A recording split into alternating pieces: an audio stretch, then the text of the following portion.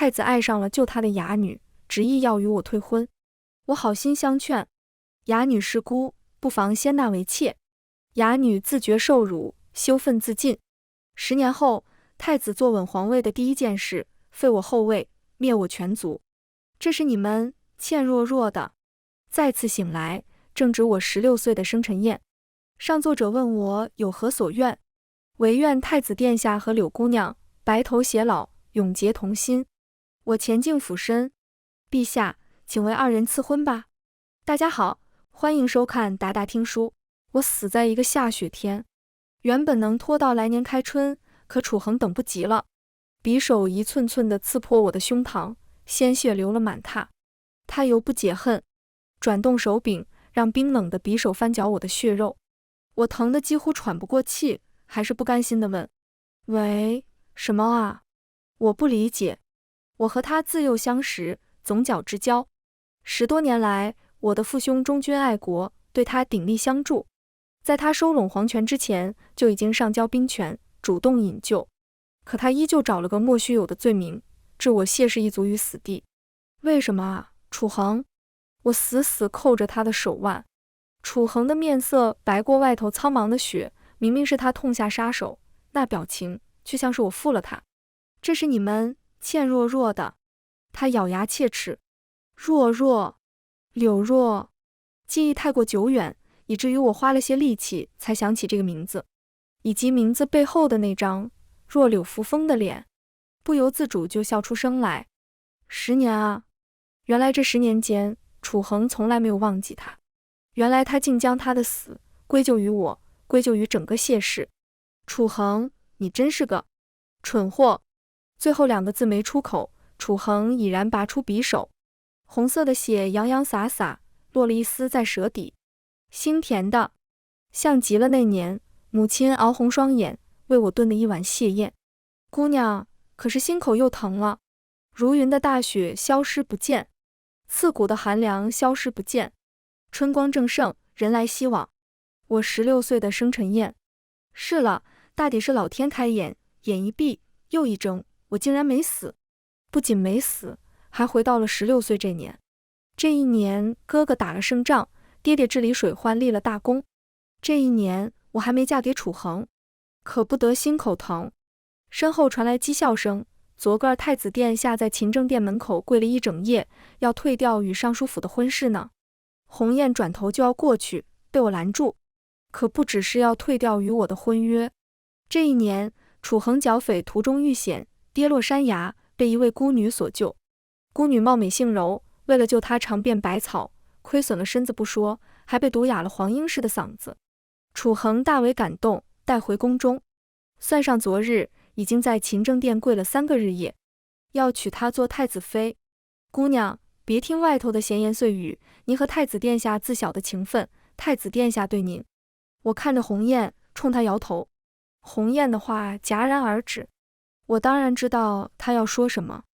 3日前，我在尚书府醒来，3日时间足够我理清前世今生。姑娘，鸿雁突然亮起眉眼，低声道：太子殿下过来了。我抬头，就见楚恒一身太子常服，在人群的簇拥下朝我走来。身后那些议论声马上消失不见。我和楚恒青梅竹马，还未出生时便定下婚约。从小有谁说我的不是，他第一个替我出头。他犯错挨了罚，我第一个替他求情。在此之前，没有人会怀疑我是楚恒的挚爱，唯一的太子妃人选。但今日，我的16岁生辰，他带了另一个女子来，柳若白瘦纤细，受惊的鸟似的依偎在他身侧。楚恒跪了整晚，丝毫不见疲惫，反倒唇角含笑，亲昵地在他耳边说了句什么。他看向我，表情瞬间变得仓皇又失措，大跨几步上前，对着我就扑通一声跪下。还真与上辈子一模一样，连睫毛上那一滴将坠未坠的泪都一模一样。上辈子我就是被他这副楚楚可怜的样子迷惑，竟真心实意地为他和楚恒筹谋过。我出身谢氏，未来夫君又是太子，从未奢望过一生一世一双人。他的出现让我心中酸涩，却不至于失了大家仪态。楚恒要退婚，我不曾哭闹，只看在多年情分，由衷地劝了几句。柳姑娘在京城无依无靠，又身有欠缺，虽是为了救你正妻之位，恐怕跪断膝盖，陛下也不会允，反倒为她招来灾祸。殿下不若退而求其次，先纳入东宫，将来……我话说的隐晦，将来如何，不也是殿下说了算？就这么几句话，为他消了灾，却为我惹了一身祸。砰砰砰！上辈子我一见柳若跪下，忙不迭过去扶了起来。这次我只冷眼瞧着，他竟毫不犹豫地朝我磕起头来，一下下地砰砰直响。鸿雁拉了拉我的袖子，今日宾客众多，都在往这边看。我扶开他的手，急什么？若若。楚恒的脸色已经不太好看，就这么一会儿功夫，柳若的额头已经磕破，配合着他欲滴的眼泪，我见犹怜。他回头看了看楚恒，又看了看我，咬唇继续磕。我悠哉悠哉地拿起了手中茶盏，突然有些好奇，他到底能装到什么程度？没错，柳若是装的，他的雅是装的，他的楚楚可怜是装的，甚至上一世他的羞愤自尽也是装的。寂静无人的长安街角，我亲耳听到他黄莺似的嗓音，啜泣着求一位蒙面人。师父，我一介孤女，若不用些苦肉计，殿下怎会将我放在心上？师父，求您再给我一副假死药吧。师父，若儿当真心仪太子殿下，我知我的身份，给他做妾都属高攀。可殿下当初许我正妻之位，我须得在此事上做些文章，才能让殿下对我心怀愧疚。师父，您就成全若儿吧，只要假死一回，殿下此生都会记住对我的亏欠。多么会装啊！骗过了楚恒，骗过了我，骗过了上京城里所有达官显贵。我曾问过楚恒，为何独独钟情于柳若？我出生便是太子，所有人都巴结我，捧着我，他们敬我，爱我，无非因着我太子这个身份。哪怕是你，淑音，若我不是太子，你还会爱我吗？这话当时把我问住了。若他不是太子，我与他不会有婚约，更不会一同长大，何来爱不爱？只有若若，他在不知晓我的身份时，就愿意为我付出生命。淑音，如此纯粹的爱，我如何能抗拒？我几乎被他绕进去了。身为世家女，我向来行一而思三，我要顾及父母，顾及家族，我的确不会轻易为一个人付出生命。我们都忽略了另外一种可能，楚恒哪怕是跌落悬崖，仅凭身上的衣裳都能彰显他贵重的身份。无论是公子，是世子，还是太子，柳若从一开始就打定主意，要攀上他这根高枝。够了！楚恒一声呵斥，四下寂静。柳若浑身一颤，瑟瑟抬头，巧目盼兮地望着我，那意思很明显，他破坏了我的姻缘，让我沦为京城笑柄，很愧疚。我不开口，他是绝不会停的。很好，那就继续啊。我轻扬眉间，脸目喝茶。柳若咬牙，俯身就要再磕。楚恒突然两步上前，啪，一手挥掉了我手中茶盏。谢淑音，你不要太过分。谢淑音，这就是你谢氏嫡长女的气度吗？楚恒横眉冷对，惊得四周的下人跪了一地。他转身拉起柳若，心疼地抚上她的额头。谢淑音，道歉。你现在道歉，孤当什么都未发生过。我差点笑出声来，怪我当年太天真。撞破柳若之后，当夜就写信给楚恒，告知他我的所见所闻，让他留意柳若。第二日，柳若就死了，真死了。坊间传闻他不愿为妾，羞愤自尽。楚恒给我回信，幸得淑音提醒，骗孤者当诛。之后此事皆过。那么多年，我都以为是他将计就计，杀了柳若。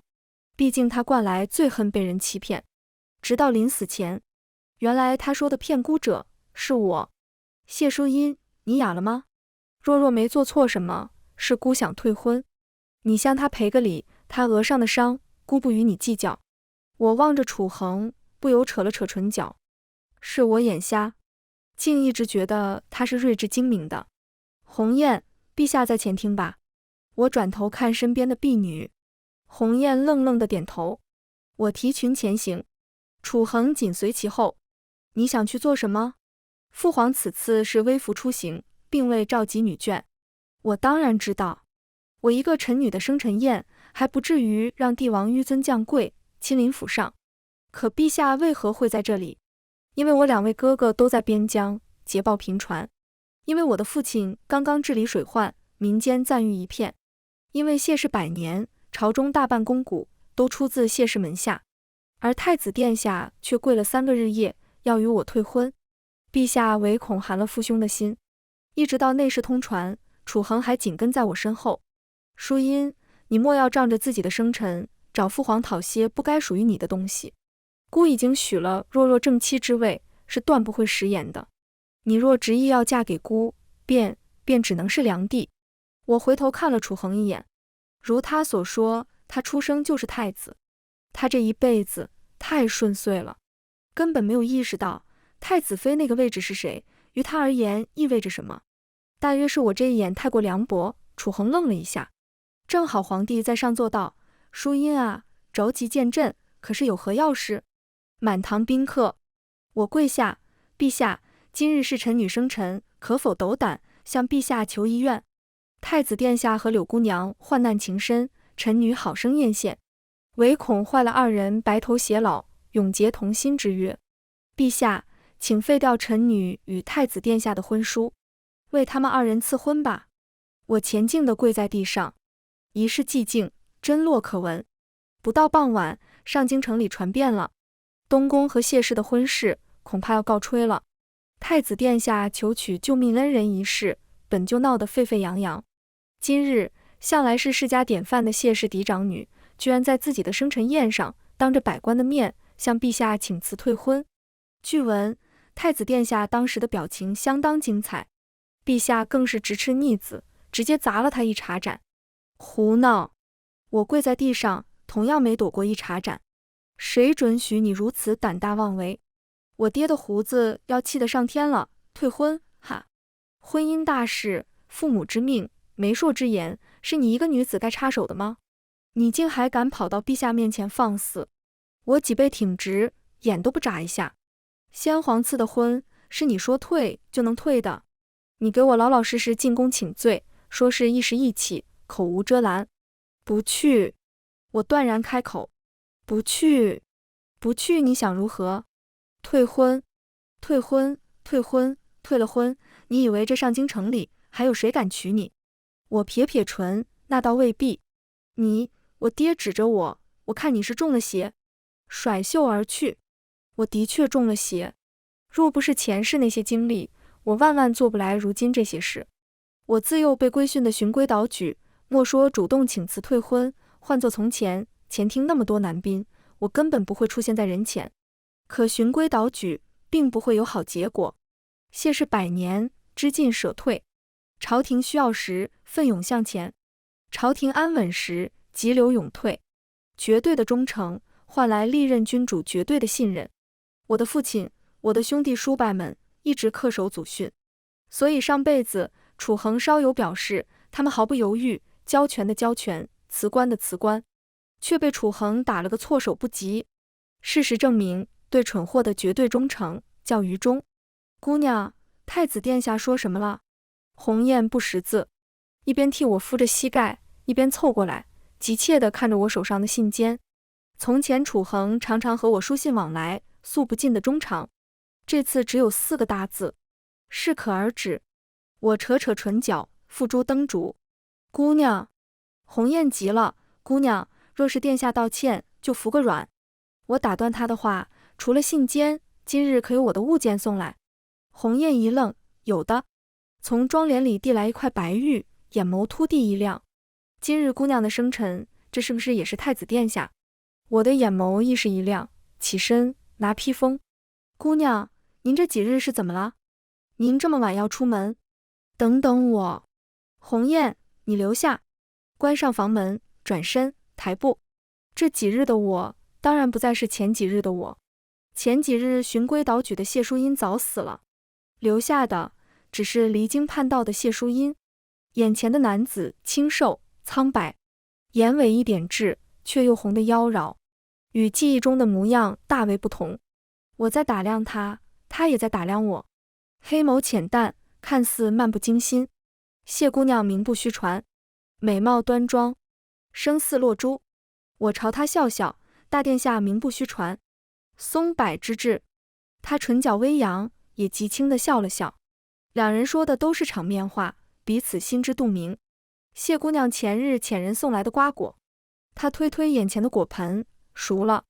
我摊开手中的白玉，大殿下的美玉，收到了。我拿了一个盆中瓜果，她伸手拿玉，我收拢掌心。她的手顿住，我望着她笑。他叫楚瑜，陛下的大皇子，楚恒的亲哥哥。我爹说的没错，我和楚恒的婚约，先皇所赐，不是说退就能退。但我又再清楚不过，这个婚非退不可。重生醒来的第一日，我辗转反侧，在记忆中搜寻到这个人，身份高，地位好，最重要的，死得早。严格来说，他才是陛下的嫡长子，太子之位该是他的。我的婚约也该是他的，但他生母体弱，生下他就去世了。他一多病，不足周岁时，国师就断言此子活不过18，因此太子之位注定与他无缘。上辈子他虽活过了18，却也只勉强多活了6年。可他分明是有野心的，他不曾娶妻，无儿无女，过世时府邸里的钱财却超了国库半数。不敢想象他若多活几年，或是身体康健，会是何等光景。谢姑娘这是何意？处于黑沉的眸子望着我。谢氏淑音，最厌蠢货。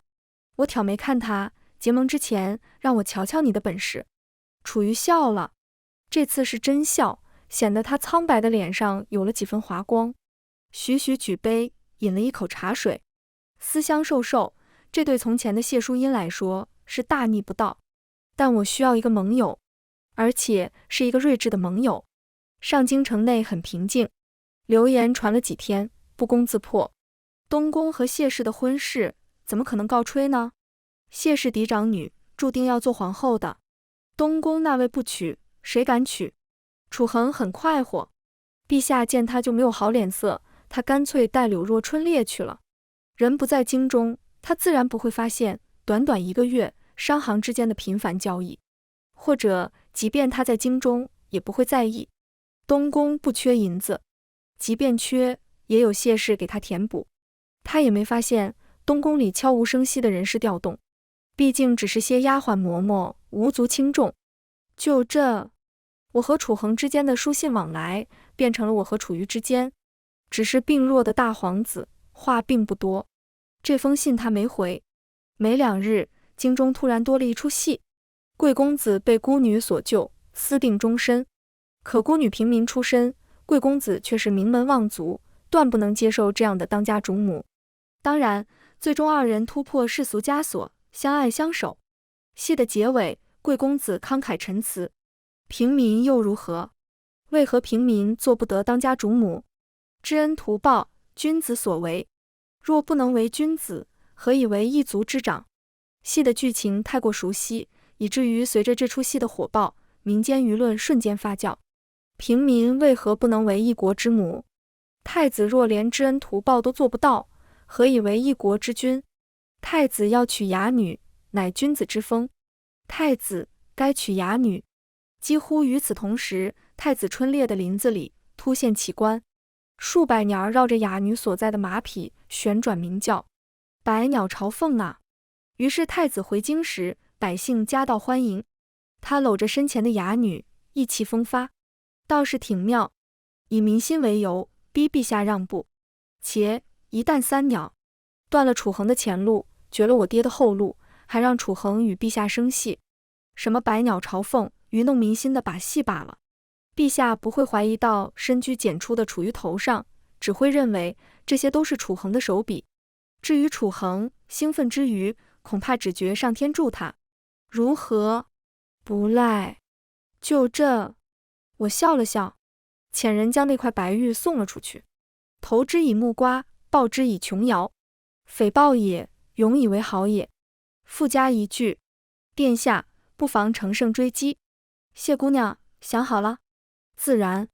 既已结盟，重申后的第一步棋，容不得丝毫犹豫。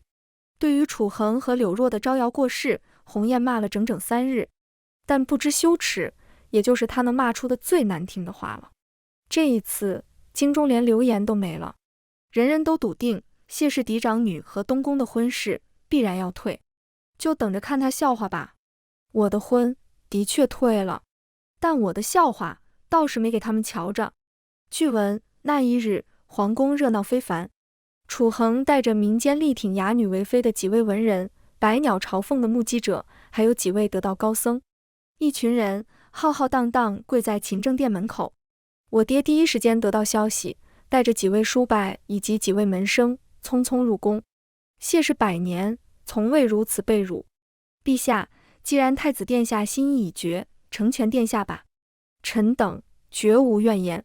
浩浩荡荡又跪了一对，就为了一个哑女，竟闹到如此难堪的地步。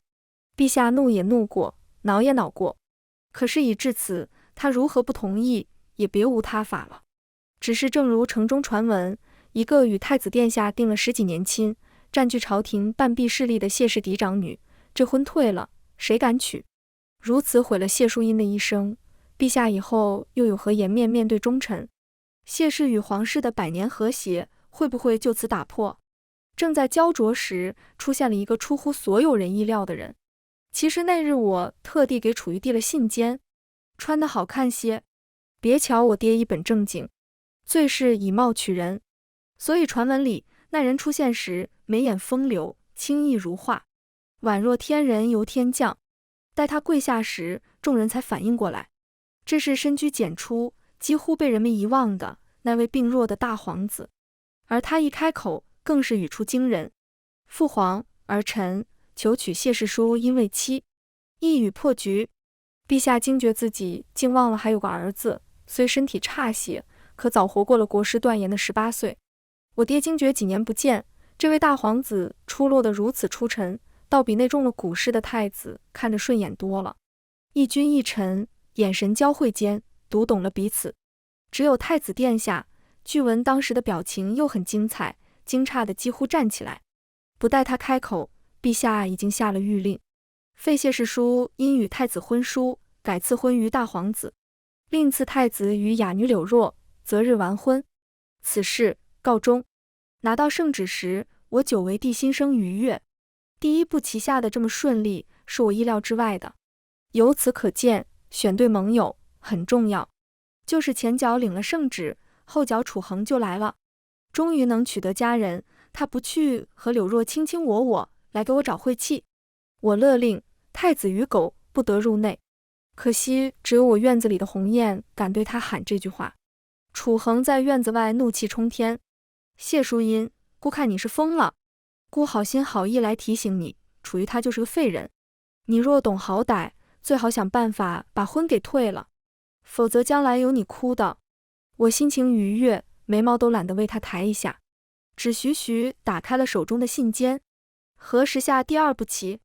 我这盟友果然比外面那只上进多了。我提笔：不急，请你看出好戏。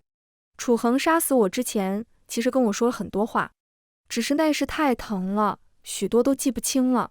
印象最深的有一句：若不是你谢氏，我和若若本可以相守到白头。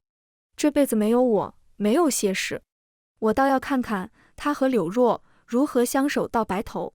厢房内茶香袅袅，南方时疫爆发，太子殿下请缨赈灾本是好事，可带上女眷合适吗？有何不合适的？哑女，太子妃虽还没过门，可百鸟朝凤，天佑之人。听闻她还会医术，能造福百姓也说不定。茶馆里永远不乏议论时事的人。这就是你说的好戏？太子殿下南下赈灾，带上了还未过门的哑女，一时城中议论纷纷。我扬眉饮茶，当然不止。淑音醇厚甚茶，幸而有人眼瞎。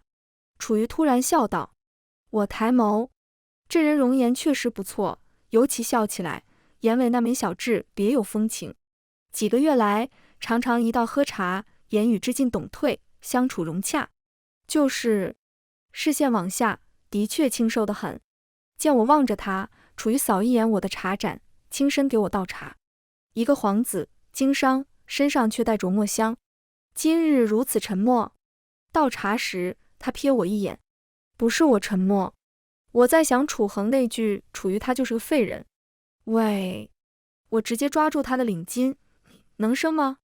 楚瑜眼皮一颤，徐徐放下手中茶壶，抬眸，眼神静得很，眼尾那点痣却是嫣红的。他捏起我的下巴，试试。我还真想试。楚瑜若不能生，我的整盘棋岂不白下了？但在离经叛道，也不能在茶馆里试呀。1个月后，我请楚瑜看的戏终于登场。太子南下抗议，带着爱得难舍难分的哑女。不成想，哑女染上疫症，久不见好转。太子心急之下，遣人送哑女回京。哑女回京也就罢了，谁都没想到太子居然也回了。太子是被哑女一剂药迷晕带回来的。殿下已有症状，我都快没命了，怎能把殿下留在那里送死？上辈子，柳若泪眼朦胧地在纸上陈情，一个会几个字，但没读过什么书的孤女。众人也只能无言。兵败将领，且要守其而不倒。太子殿下自动请缨去疫区，不仅不知轻重送染疫的哑女回京，居然弃众人于不顾，自己也跑了。更何况太子并未染疫，只是普通风寒。上一次这件事被父亲压下来，同去疫区的官员正好都是父亲的门生，楚恒还未进城，父亲就得了消息，连夜将人拦下，又送了回去，此事才未走漏风声。可这辈子父亲不愿再帮他了。柳若前脚带着楚恒进城，后脚京城就炸开了锅，各种对太子殿下的口诛笔伐弥漫在整个民间。陛下大发雷霆，怒斥太子行为不端，德不配位。其实舆论这东西，花些银子是可以左右的，但这种事情不能用官银。后知后觉的太子殿下这才发现，这大半年他的私产死的死，废的废，司库竟是空的。他也断拉不下脸面找人要银子，只能由着舆论持续发酵，准备下第2步棋喽。我给楚瑜递信，我要戳穿柳若庄雅这件事。楚恒一直坚定地认为柳若对他的爱纯粹而无瑕。上辈子柳若带他回京，事后他只淡淡叹口气，若若也只是太在意我。这辈子无人给他善后，不知他此时还说得出这种话来吗？楚瑜早就安插了一些丫鬟嬷嬷在东宫，略施小计，让一个原就会说话的人开口，不算难事。我本打算在议事上做文章，吓吓他就行，哪知还没开始筹谋，有人自己撞枪口了。据闻那是一个傍晚，太子殿下近日被民众骂，被百官骂，被陛下骂，心中烦闷不堪，已经连着5日没去心爱的若若院中了。东宫辽阔，有一人工湖，有一拱桥。那晚柳若人如其名，若柳扶风地坐在拱桥的石栏上，一边哭一边给太子殿下打手势。是若若不懂事，若若连累了殿下，若若愿意赎罪。殿下，来生若若再报答殿下的一往情深。扑通，跳湖里了。太子殿下情深不寿，当然紧随其后。可也不知是时辰选得晚了些，还是太子殿下向来眼瞎，竟然在水里折腾了半天，没捞到人。做戏要做真，柳若是真不会水，扑腾了几下，竟等不到来救的人。关键时刻，保命的本能占了上风，破声大喊：救命！救命啊！殿下，殿下，若若在这里。据闻太子殿下当时的表情又精彩纷呈了，可惜他精彩纷呈了3次，我一次都没瞧着。这之后，东宫不是怒斥声，就是痛哭声。没几日，又闹去了勤政殿。太子殿下跪地不起，父皇，请您收回成命，儿臣要退婚。我娘从小教我，身为女子，尤其是世家女，情爱害人，爱人只能爱7分，留3分。楚恒身为太子，没人教吗？或许吧，又或者他从小都被宠坏了。皇后虽未续弦，可娇美动人，独得陛下圣宠。陛下前有一位缠绵病榻的嫡长子，后有几位娇滴滴的公主。直到楚恒14岁，才再得一位小皇子。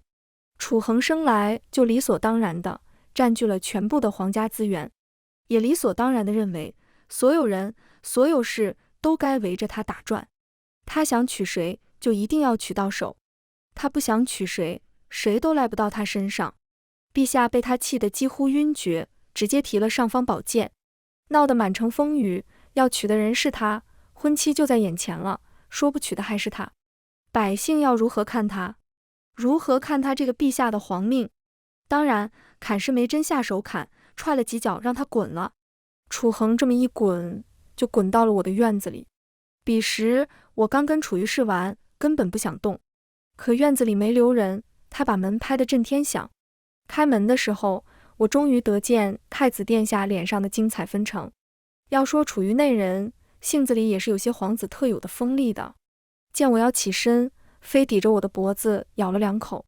楚恒显然看见了，眸子里又是震惊又是讶异，竟还有几分晦涩，好半天才找到自己的声音。淑音，你们……我拢了拢衣领，偏着脑袋看他。循规蹈矩的活腻了，就想离经叛道。怎么了？楚恒突然就怒了。你还未出阁，你究竟知不知羞？皇帝这话说的不妥。我正要开口，内殿传来朱御史的声音，你与那哑女无媒苟合的事情都做了。我们怎么啦？楚恒没想到人还在我屋子里，脸上一阵红一阵白。我又不像皇帝，今日与这个退婚，明日与那个退婚，我看上的从一而终。楚恒脸上只剩白了。还有，淑音不是你叫的，该喊皇嫂。楚恒的唇抖了抖，没说出话来。我还以为他要喊皇嫂呢。无趣，拢壁关门。淑音，楚恒将门抵住。淑音，柳若他骗了我。淑音，是他从中作梗，我们才会变成如今这样。淑音，你听我说，前几日我做梦，梦见与你成亲的明明是我。夫人。楚瑜直接改了称呼，被子凉了，我体虚冷。太子殿下，要不进去和大殿下一起说？楚恒闭嘴。我关门。楚恒也不知是受了多大的刺激，回去之后竟然生病了。没有勤政殿的热闹，也没东宫的热闹可看了。但府上开始筹备我和楚瑜的大婚，倒也闲不下来。这日我正在盘嫁妆，来了个不速之客。柳若见到我就跪下，哭成了泪人儿。谢姑娘，您去东宫看看殿下吧。我一个侧身，扯过了差点被他抓住的裙裾。谢姑娘，殿下病重了，无论如何都醒不来，梦里一声声地喊着您的名字。您去看看他，说不定他就醒来了。2辈子第2次听到柳若的声音，可真不容易。我居高临下地望着他，并不太想搭理。谢姑娘，您和殿下青梅竹马的情谊，您就去一趟东宫吧。柳若又开始磕头。是民女奢望了，只要谢姑娘点头，民女愿意为妾。谢姑娘，民女求求您了。我刚刚皱眉，身旁一声冷喝：都是怎么管事儿的？哪里的阿猫阿狗都往府里放？嚯！鸿雁骂过太子是狗之后，越来越放得开了。管家，逐客。柳若被赶出府，再没被放进来过。本是件无足轻重的事，可我越品他话里的意思，越觉得不对劲起来。楚恒生病，喊我的名字，他对我可没那么情深意重。再者，他上次说什么梦见我和他成亲，他莫不是……我重活1次都蹊跷，也没什么是不可能的。可万一他记起前世了，我的第3步棋要往哪里下？当初我向楚瑜吹嘘，只要他与我结盟，只需3步棋，让他拿回原本属于他的东西。上辈子那样惨死，我是绝不可能让楚恒安稳做他的太子，甚至登基的。我让人盯着东宫，楚恒已经醒来，看起来并无异常，东宫也无要事发生。勤政殿门口空了，楚恒没再去要求退婚，转而推迟了他和柳若的婚期，这却让我更加不安。楚恒的性子不达目的誓不罢休，他推迟婚期会不会是因为他也知道这日子快到头了？我的第3步棋就下在1个月后的某个夜晚。那个夜晚，陛下悄无声息地在秋风中薨逝了。自古帝王薨逝的那一夜是最重要的一夜。但在楚恒身上是例外，他并没有竞争者。上辈子陛下在睡梦中薨逝，甚至晨起时才被内侍发现。楚恒无惊无险，平静而顺遂地接过了皇位。但这辈子有楚瑜，有我，只要我的第三步棋下得够好、够准，踢楚恒出局并不难。我按计划准备着一切，与父亲促膝长谈，给楚瑜皇宫布防图，给2个哥哥写信。东宫仍旧一切正常，楚恒照常上朝下朝，柳若仍旧哭哭啼啼。很快1个月过去，夜晚降临时，我给楚恒递了信笺。子时护城河见。我和楚恒其实还是有些美好回忆的。柳若出现之前，我的每个生辰，楚恒都陪我去护城河放花灯。幼时不懂腼腆，许愿都会大声说出来。没几日，那些想要的东西就会从东宫送过来。大了不再说了，楚恒也总能从身边人嘴里探听到我的喜好。我到护城河的时候，他已经在了。只一眼，我知道我的猜测没错。初生牛犊的太子殿下和做过10年帝王的人，眼神都不一样。淑音，有些年没来这里了。他望着暗沉的护城河，这个时辰自然没有花灯。我记得那年你从那里滑下去。他指着和下一处礁石，吓得哇哇哭。还是我拉你上来。殿下记性真好。我笑笑，我不记得了。所以你一回来就打算远离我，是吗？不然呢？我睨他一眼，说道，等着再被你杀一次。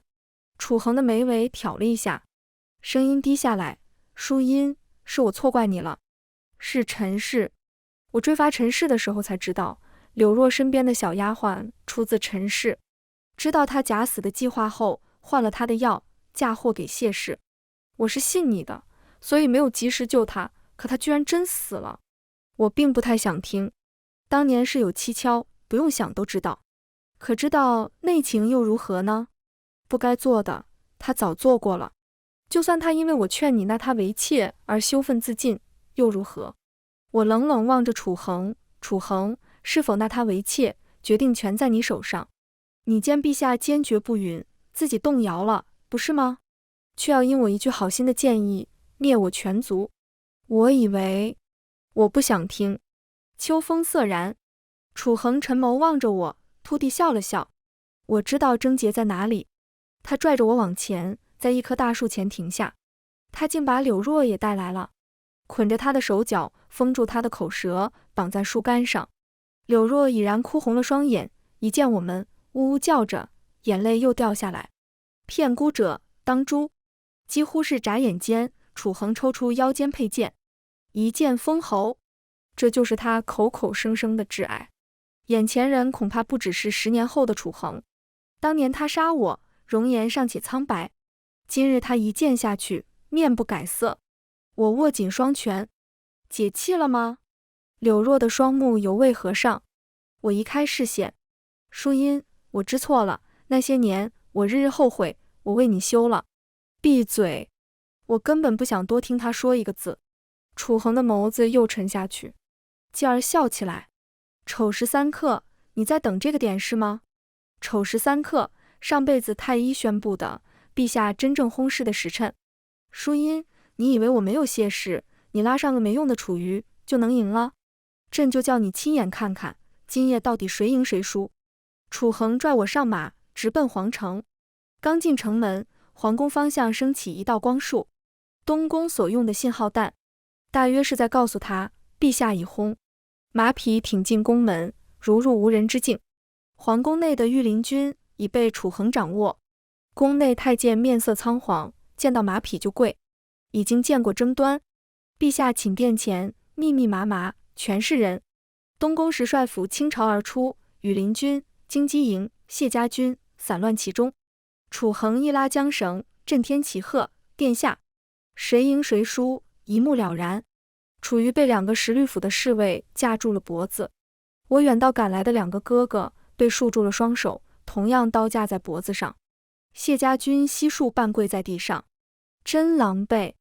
楚恒下马，朝我伸出手，来吧，我的皇后。我只望着他。楚恒将手伸得更近，表情那样虔诚。淑音，这辈子朕要你做最快活的皇后。我扫了眼满场站的密密麻麻的人，抬头望了眼天上的月亮。再好不过的时辰，我看着楚恒，偏了偏脑袋。赢了吗？楚恒皱了下眉，环视四周，眼里闪过一丝诧异。谢家军的人数太少，发现了？逆子。正在此时，前方一声大喝：“你说谁是朕？”楚恒不可置信地看向披着寝衣出现在寝殿门口的陛下。我的第三步棋其实并没有被楚恒的重声打乱，因为我知道世人总喜欢以己夺人，尤其他如今已经是那么一个残忍嗜杀的暴君。在他眼里，这个夜晚我必然倾谢世之力占领皇宫，改陛下遗嘱，推楚于上位。他不会想到第二种可能，因为他也迫切地等待这个夜晚，等待他重回万人之上的这一天。可我不会让他如愿的。从一开始，我的第三步棋就不是什么宫变。陛下是很好的陛下，勤勉于政，爱民如子，对谢氏更是又敬又重。既然知道他会在这个夜晚无声轰逝，为何不能早做防备？楚恒才重生1个月，可能并不清楚，从大半年前起，陛下的平安脉早中晚各一次，用的汤药也远甚从前。陛下的身体其实比上辈子康健许多。从一开始，我只是想让陛下对楚恒生贤。第一步棋如此，第二步棋也是如此。第三步棋是做出各种假象，让楚恒以为我们要拥楚于发动宫变。一旦他动手，叠加此前陛下对他的种种不满，废太子势在必行。当然，这里要感谢柳若，若不是他，我还不知这世上竟会有假死药这种奇物。我们找到他那位师傅，试验过几次，确定对身体无碍，且能根据剂量来控制假死时长。所以在原本的计划里，陛下今晚也是要假死一次的。楚恒重生，我唯一多做的一件事，便是约他去护城河。他若在宫内，恐怕一早就看出谢家军的数量不对。夺宫，那些数量哪够？这夜的宫变，当然也有陛下的配合。陛下信任父亲，父亲说楚恒恐生一心，不妨一试，他也便不妨一试。只是他不知那药会让他假死，不知这都是我们离经叛道的局。再见楚恒是3个月后，天牢里，由秋转冬，天上落雪了，和我死去的那一日极为相似。天牢里冷极了，楚恒消瘦了很多，手脚锁着铁链，穿着单薄的球衣，靠在角落。其实原本不会这么狼狈，可他重生了，笼络御林军和京畿营时手段狠厉，陛下对他失望至极，临终前都不愿看他一眼。是的，尽管用了最好的御医，最好的药，陛下的生命也只延长了3个月。听见人声，楚恒抬头又低下，大约是意识到来的人和平时不一样，再次抬头，眸子里亮起光彩。我进了牢房，他马上站起身，靠近就想拉我的手。我躲开，他的手便僵在空中。淑音，你还是不肯原谅我。我没忍住，又笑出了声。淑音，好不容易我们都回来，这是上天给我们重来一次的机会。我倒不这么觉得。我与他保持3尺的距离，让我们都回来，也说不定是因为有些人太冤。楚恒眸光又暗淡下去。楚恒，你可知为何你我10年夫妻，我都不曾有孕？楚恒的眼神落在我小腹，因为从嫁给你的那一日，父亲就给了我避子药。外戚势大，暂不宜有子，待功成身退，再养育子嗣为佳。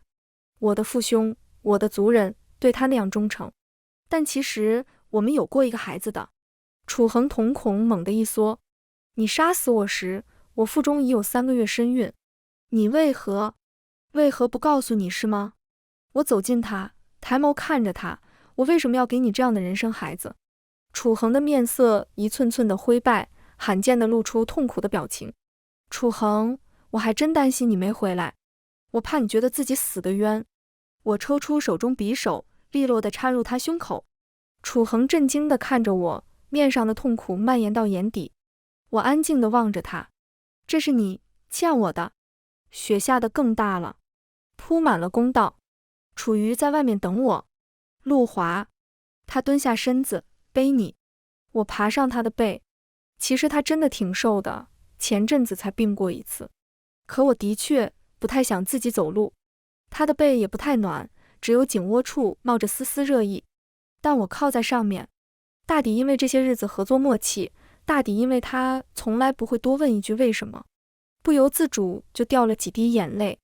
他突然叹了口气，你也不是没人爱，有没有可能我挣那些银子就为了你当上皇后，能国库充盈，安稳一些？我一下从他背上跳下来，喂，目的达成，跟我打感情牌了？想让我心软退不？楚瑜摸了摸鼻子，被发现了。楚瑜登基那日，将国印一分为二，照约定，江山共理，国事共议。可我似乎看错他了，他对做皇帝并不是热衷的模样。先是谦虚地表示自己经历不济，提拔父亲为摄政王，将大多政事交与他。后来他干脆把那半国印也扔给我。我倒喜欢与他商议事情，和脑子好使的人说话愉快。半年后，我有了身孕，他更少管朝政了，常常我在哪儿，他在哪儿，问他就说岳父大人在，放心。亏我以前还说他上进。孩子出生得很顺利，是个皇子。楚瑜很开心，整日抱着孩子不松手，想直接封为太子。我很自然地想到了楚恒，摇头。第二年，我想广大后宫，孩子总不能我一个人生不是？楚瑜居然拒绝了。体虚，他说不是，就他那病中都想要来的劲头，跟我说体虚。他不同意也没关系，反正……结果转头就发现他扔给我那半块国印又被他摸走了。第三年，孩子会走路，会说话了，宫中渐渐多了许多欢声笑语。我开始赶楚瑜去前朝。我爹年纪大了，哪受得住事事由他经手。我要半边国印，其实也不是对朝政多感兴趣，一朝被蛇咬，10年怕井绳而已。第4年时，我到底又怀了。时光好像从未变得这样快过。偶尔楚瑜会问我还有几年可活？看吧，这人精明着呢。不问，不代表摸不清我那些异常。他一问，我就答他，就明日了。赶紧的，你不在了，我就拿你的银子养整整1宫的男宠。你知道的，我最是离经叛道。第5年，老二出生了，小公主。楚瑜整张脸都是喜悦，又说不立皇太子，要不立个皇太女。我不想理他。第5年，楚瑜25岁，其实已经比他上辈子多活了1年。我竟没有不悦，毕竟我最早的计划是去富留子。楚瑜这种都不用我亲自动手的，简直再适合不过。第5年，楚瑜带我去看日出，霞光冲破云层那一刻，整个上京城平静安逸。下山时，我默默拉住了他的袖子。10岁静好，不论长短，只争朝夕。全文完，达达听书，感谢您的观看。每天上新精彩小说，喜欢就订阅吧。